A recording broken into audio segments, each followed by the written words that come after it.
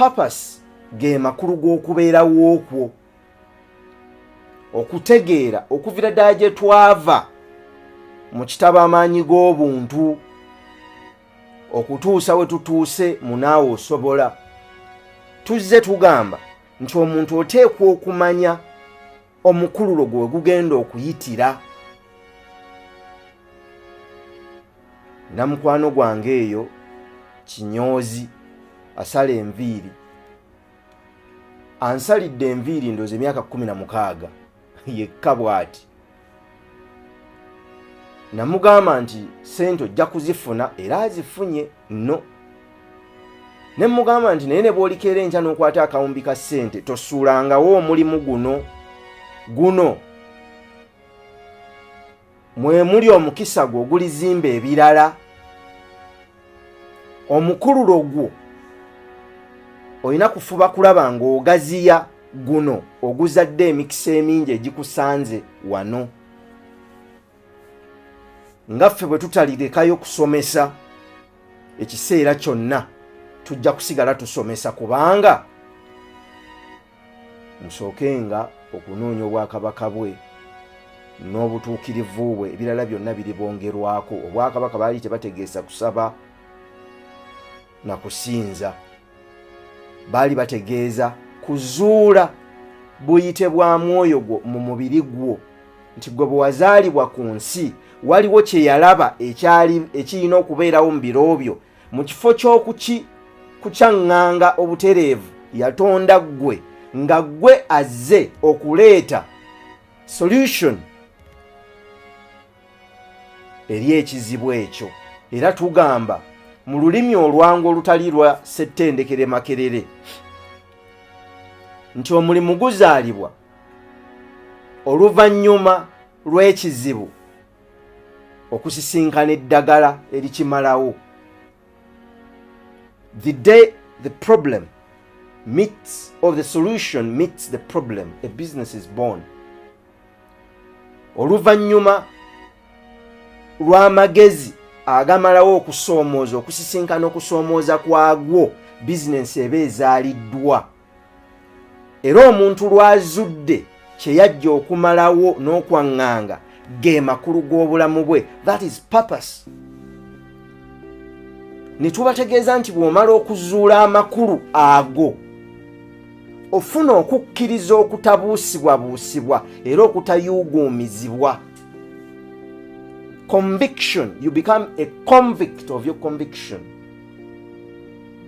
Ofuuka omusibe w'obusibe bwo obw'okukkiriza, olw'okuba okimanyi nti nteekwa kusomesa. Nafuuka omusibe w'obusomesa mu kukkiriza okwo. Era mbakakasa nno mmwe mukyasaaga nja kusomesa, tujja kusomesa ebiseera byonna ate nga tetunnatandika. Tukyeteekateeka kusomesa tetunnatandika naye tukyeteekateeka. Oluvannyuma lw'okufuna okukkiriza okw'amaanyi nga tekukyayuuguumizibwa na kigambo na kimu na mbeera n'emu gy'oba osisinkanye, newankubadde nga tuterebuka, waliwo embeera ezitutomera n'oterebuka, kyokka tezisobola kutuyuuguumya kutujja ku kkubo kwe tuli, kubanga okuterebuka kya buntu. Yali Mandela yagamba nti omusajja omuvumu si y'oyo atatya, wabula y'oyo asobola okuvvuunuka okutya kwe. Era n'agamba oluvannyuma lw'okuvvuunuka okutya kwaffe, okuyimirirawo kwaffe n'okubawo kwaffe kununula abalala. As we are liberated from our own fears, our presence automatically liberates others. Okutya tutya, buli muntu atya era afuna ebimutiisa, wabula oteekwa okuba ng'osobola okutegeera okutyakwo n'ovvuunuka okutyakwo. Oluvannyuma lw'okufuna okukkiriza okwo okw'amaanyi okutasobola kuseeseetulwa newankubadde kuyuuguumizibwa, tufuna okwolesebwa, vision, okwolesebwa, ne tusobola okulengera olugendo lwaffe oluwanvu bwe tulengera olugendo lwaffe oluwanvu tufuna obwagazi mu ffe obw'amaanyi, passion, obuzibu.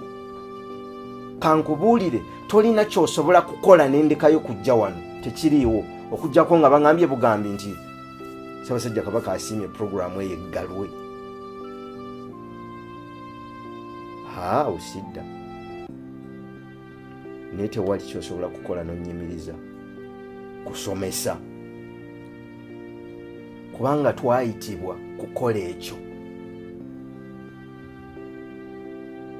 Obuwanvu bwakyo n'obuteeketeeke bwakyo eyatuyita ya bumanyi, nange kennyini sibumanyi we bunaakoma. Kyemmanyi kimu titujja kusomesa.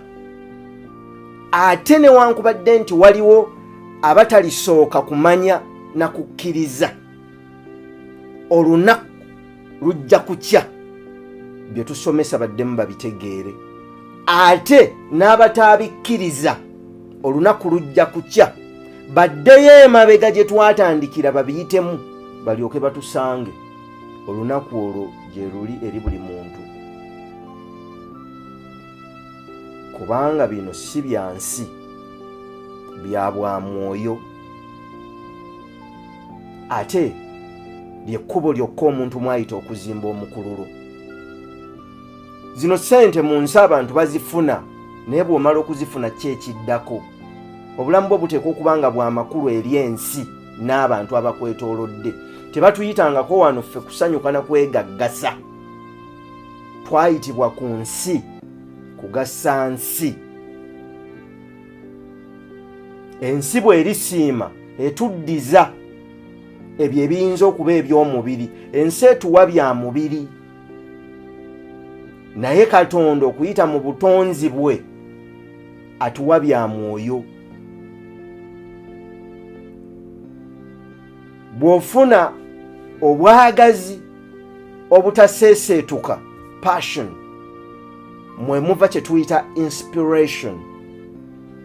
Abantu abalala okukwatibwako, obulamu bwabwe ne bukyuka olw'ebikolwa byo n'olw'okubeerawo okwo. Naye twatandikidde eri mu kusooka kumanya makulu go, purpose, nti bwe wagamanya n'ofuna conviction, okukkiriza okw'amaanyi mu makulu ago, n'okkiriza nti ekyo ky'oteekwa okukola.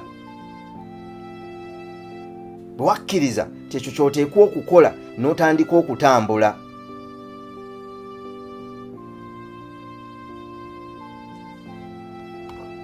Conviction kuba kusalawo n'ogamba nti ekijja kijje.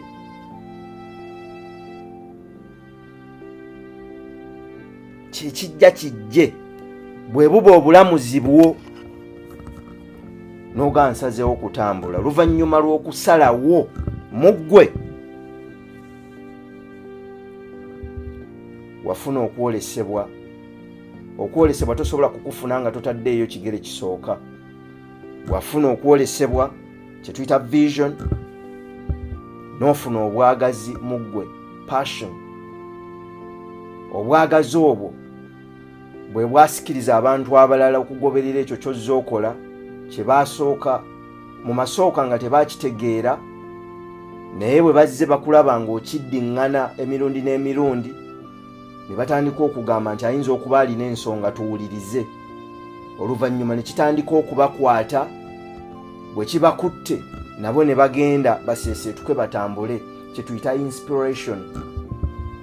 Ekisembayo mu inspiration mw'oyitidde okukyusa abalala, n'ozimba kye bayita kwegamba n'oteekawo okubeerawo kw'obw'omwoyo bwo, kye twaliise impact ku bulamu bw'abalala.